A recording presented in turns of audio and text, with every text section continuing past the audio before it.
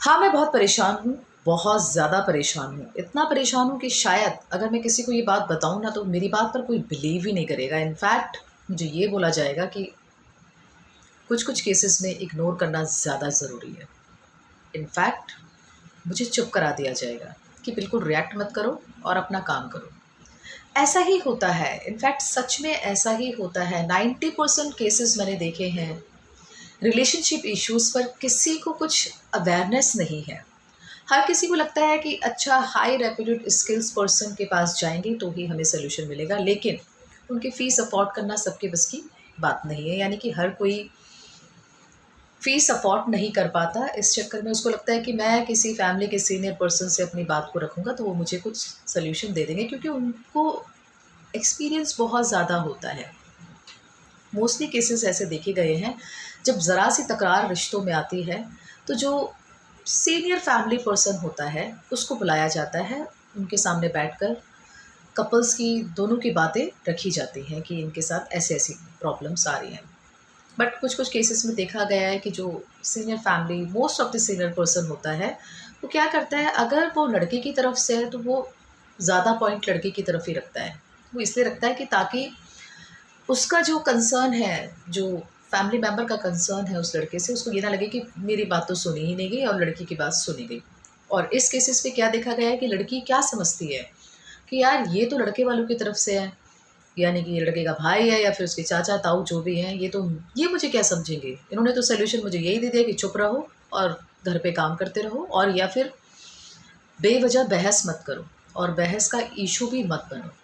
तो दोनों ही केसेस में देखा गया है कि ना, जो सब्जेक्ट होता है ना, वो सफ़रिंग, इतनी सफ़रिंग झेलने लग जाता है कि एक एंड पॉइंट ऐसा आता है कि वो किसी को बताना ही नहीं चाहता। अगर वो कितना परेशान रहता है, वो तब भी नहीं बताएगा, क्योंकि उसको लगता है कि सॉल्यूशन कुछ नहीं मिलेगा। या तो मेरी बात को यहीं पे काट दिया जाएगा या फिर मुझे बोला जाएगा कि भैया आ रहे हैं, या फिर कोई भी तुम्हारे मम्मी-पापा को बुलाते हैं, या फिर देखिए, पहली बात तो मुझे ये समझ में नहीं आता कि पेरेंट्स को क्यों इन्वॉल्व किया जाता है। जब शादी 2 आत्माओं के बीच का एक रिलेशन है, 2 पर्सन मिलते हैं, लड़का-लड़की मिलते हैं, बातचीत करते हैं, शादी हो जाती है। तो फिर जब इश्यू बनने लग जाते हैं रिलेशनशिप में, जब कोऑपरेशन नहीं होता, जब तकरारें होने लग जाती हैं, तो फिर पेरेंट्स को क्यों इन्वॉल्व किया जाता है कि पेरेंट्स को बुलाओ, पेरेंट्स से बात करेंगे, इनके पेरेंट्स से बात करेंगे। ऐसा नहीं होना चाहिए। इनफैक्ट मैंने काफ़ी केसेस देखे हैं रिलेशनशिप में। आजकल तो बहुत ज़्यादा इश्यूज़ बन रहे हैं। इश्यूज़ इसलिए बनते हैं क्योंकि हम पहली बात तो बात ही नहीं करना चाहते, और अगर हम बात रखते हैं या फिर देखो, कभी हम सजेस्ट करते हैं कि आपको कपल थेरेपिस्ट के पास जाना चाहिए, रिलेशनशिप थेरेपिस्ट के पास जाना चाहिए, या फिर किसी अच्छे सीनियर मोस्ट काउंसलर के पास चाहिए। तो लोग क्या कहते हैं कि इनके पास जाएँगे, इनके पास क्यों जाएँगे? इनके पास तो वही लोग जाते हैं जिनको मेंटली प्रॉब्लम हो। पहले सिर्फ़ काउंसलिंग, जो भी मेंटली रिलेटेड टॉपिक्स होते हैं या फिर परेशानियाँ होती हैं, उनके लिए नहीं होती है काउंसलिंग। ओवरऑल हमारे मेंटल वेल-बीइंग के लिए भी होती है, हमारी हैप्पीनेस के लिए भी होती है, हमारे गुड डायरेक्शंस के लिए भी होती है, और हमारी एक अच्छी पॉज़िटिव लाइफ़स्टाइल के लिए भी होती है। तो ऐसा नहीं है कि काउंसलिंग सिर्फ़ उन्हीं लोगों के लिए होती है जो परेशान हैं, जो डिसहार्टेड हैं, जो डिप्रेशन में हैं, जो एंग्ज़ायटी में हैं, जो फ़ियर में हैं, या फिर जो पागल हो चुके हैं, या फिर जिनको न्यूरोलॉजिकली प्रॉब्लम चल रही है। उनके लिए काउंसलिंग ज़रूरी होती है, या फिर कोई भी साइकोलॉजिकली हेल्प उनके लिए ज़रूरी होती है। ऐसा नहीं है। आपको पहली बात तो अपने इन बाउंड्रीज़ को क्रॉस करना होगा, इन थॉट से बाहर निकलना होगा कि काउंसलिंग सबके लिए इक्वल है। डिपेंड करता है कि क्या आपकी प्रॉब्लम है, किस तरीके से आपके जो जिन कंसर्न पर्सन, जिन थेरेपिस्ट के पास, जिन काउंसलर के पास, जिन साइकोलॉजिस्ट या साइकियाट्रिस्ट के पास आप जा रहे हैं, आपका कंसर्न क्या है? कंसर्न देखा जाता है, फुल असेसमेंट होती है, हिस्ट्री देखी जाती है, बात की जाती है, दोनों कपल से बात की जाती है, और इतना कॉन्फिडेंशियली आपकी जो जो भी बातें होती हैं, वो उस रूम पर ही बंद हो जाती हैं और किसी थर्ड पर्सन के पास नहीं जाती हैं। तो पहले आपको फ़ेथ एक जनरेट करना होगा, तभी आप अपनी बाउंड्रीज़ को क्रॉस करेंगे। अब बात करते हैं कि आज ये टॉपिक क्यों आया, कि अगर जो भी कपल्स होते हैं, अगर उनके बीच में कुछ तकरार शुरू होने लग जाती है, तो उन्हें क्यों ज़रूरत होती है किसी रिलेशनशिप काउंसलर के पास जाने की? बहुत ज़रूरत होती है। क्यों? अगर हम देखा जाए, किसी सीनियर मोस्ट फैमिली के पर्सन से क्यों डिस्कशन किया जाए? जो शादी होती है वो 2 मैच्योर पर्सन के बीच होती है। कोई ऐसा नहीं है कि इनमें इमैच्योरिटी देखी जा रही है कि या फिर बच्चे हैं। नहीं, बहुत समझदार होते हैं लोग। वो ज़माना गया कि जब बच्चा थोड़ा-सा ही बड़ा हो जाता था, उसकी शादी कर दी जाती थी।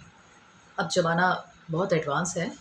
जब तक 18 प्लस हम नहीं होते हैं, हम समझदार नहीं होते, इस काबिल नहीं होते, स्टेबल नहीं होते कि हम अपना कुछ अच्छा कर सकें और जो हमसे जुड़ता है उसका भी कुछ अच्छा कर सकें, उसको सर्वाइव कर सकें, उसके लिए कुछ ज़रूरत प्रोवाइड करा सकें, तब तक आजकल कोई भी रिश्तों में नहीं बनता। हाँ, लैला मजनू वाले टाइप वाले रिलेशनशिप थोड़े बहुत देखे गए हैं, बट वो भी एक टाइम के बाद उनके अंदर भी एक अंडरस्टैंडिंग आ ही जाती है, जब उनको कुछ अच्छी गाइडेंस प्रोवाइड की जाती है। तो देखिए, कुछ ऐसे इम्पॉर्टेंट इश्यूज़ होते हैं जिसके लिए आपको काउंसलर के पास यानी कि जाने की ज़रूरत पड़ती है। जैसा कि फर्स्ट पॉइंट ये देखा गया है कि आप दोनों के बीच में आपके विचार नहीं मिलते हैं, आपके थॉट प्रोसेस में चेंजेस आ जाते हैं। अगर आपको जाना है हिमाचल तो सामने वाला बंदा जाएगा गोवा।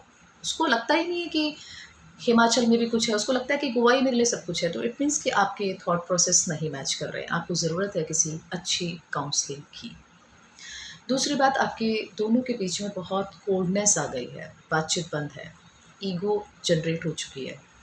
अगर उसने मेरे से बहस करी थी या फिर उसने मेरी बात नहीं मानी थी तो वही मुझसे बात करेगी या फिर वही मुझसे बात करेगा, मुझे सॉरी बोलेगा, मैं तभी उससे बात करूँगी। दोनों के बीच में बातचीत नहीं है। कभी-कभी तो काफ़ी टाइम हो जाता है, बातचीत करते ही नहीं है। हाँ, बस ये है कि खाना देना है, खाना दे देते हैं। एक होटल की तरह घर को यूज़ किया जाता है। आओ चेक इन करो, जाओ चेकआउट करो। ऐसी सिचुएशन आ रही है तो सच में आपको सच में काउंसलिंग की ज़रूरत है।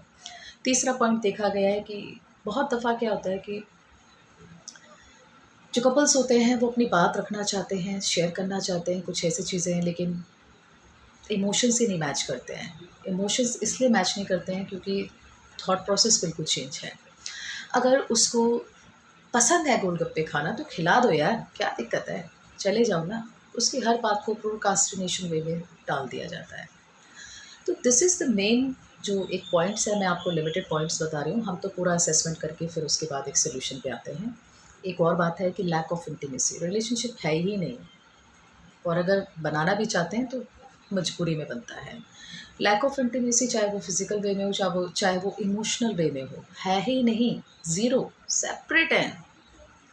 घर पे एक ही घर पे रहते हैं लेकिन अलग-अलग रूम पे रहते हैं, मतलब बेड शेयर नहीं करते हैं, अपनी फीलिंग्स को शेयर नहीं करते हैं, जो कि एक लाइफ़ का पार्ट बन जाता है। बट कुछ-कुछ केसों में देखा गया है ना कि हम बहुत ज़्यादा एडवांस हैं। अगर हमारे बीच में सेक्सलेस रिलेशनशिप है तो वो भी हम अच्छे से मेंटेन करते हैं। ये कहने वाली बातें हैं, बहुत ज़्यादा कहने वाली बातें हैं।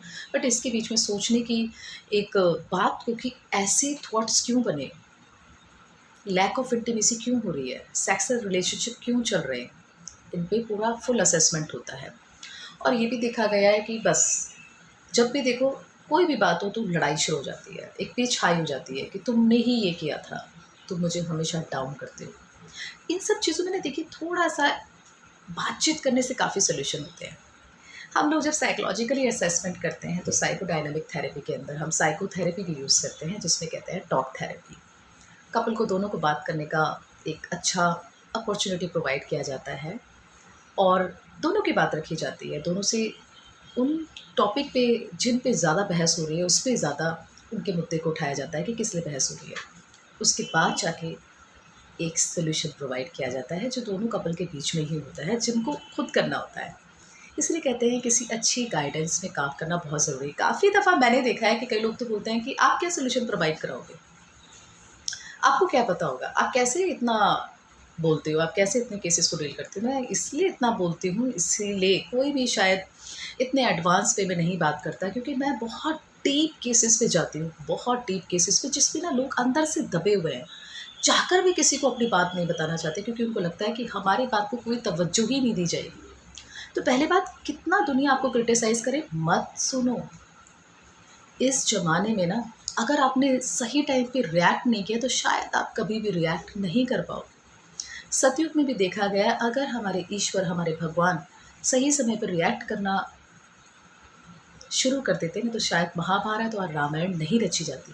पर कहते हैं ना कि पेशेंस कुछ होता है, और सही जो लॉ ऑफ कर्मा होता है ना, वो रिज़ल्ट ज़रूर देता है। सब कुछ हमें यहीं पर भुगत के जाना है और डिसीज़न भी यहीं पर मिलेगा, निर्णय भी यहीं होता है। तो इसीलिए शादी बहुत ही एक ऐसा बंधन होता है जिसमें 2 आत्माएँ मिलती तो हैं बट विचारों के साथ, अच्छे विचारों के साथ, अच्छी भावनाओं के साथ। इसीलिए खुश रहें। अगर आपको मुझसे किसी भी टॉपिक पर, रिलेशनशिप इश्यूज़ पर, पेरेंट चाइल्ड इश्यूज़ पर और भी कोई टॉपिक हो जो आपको परेशान करता है, depression, anxiety, fear, insomnia, meditation, कोई भी ऐसी परेशानी है, आप मुझसे अगर कंसल्टेशन चाहते हैं तो आपको पेड कंसल्टेशन के लिए मेरी ईमेल आईडी पर मुझसे कॉन्टैक्ट करना पड़ेगा shantivanasi@gmail.com पर, जिसके थ्रू मैं आपसे बात करूँगी पर्सनली और आपको जो भी सॉल्यूशन चाहिए वो प्रॉपर प्रोवाइड कराया जाएगा। अगर आपको ये वीडियो अच्छी लगी, अगर आपको लगता है कि ये वीडियो सच में किसी और के भी काम आ सकती है तो इसको शेयर कीजिएगा। आप सभी का सपोर्ट मुझे मिलता ही आ रहा है और हमेशा मिलता ही रहता है। आप सभी के लिए मैं ऐसी छोटी-छोटी वीडियो के थ्रू आप सभी के साथ जुड़ने की पूरी कोशिश करती हूँ। कोई भी अगर आपको ऐसा टॉपिक लगता है कि जिस पर आपको एक सॉल्यूशन चाहिए या फिर कुछ आपको जानकारी चाहिए तो आप कमेंट करके मुझसे शेयर कर सकते हैं। Thank you so much. Thanks for watching. नमस्कार।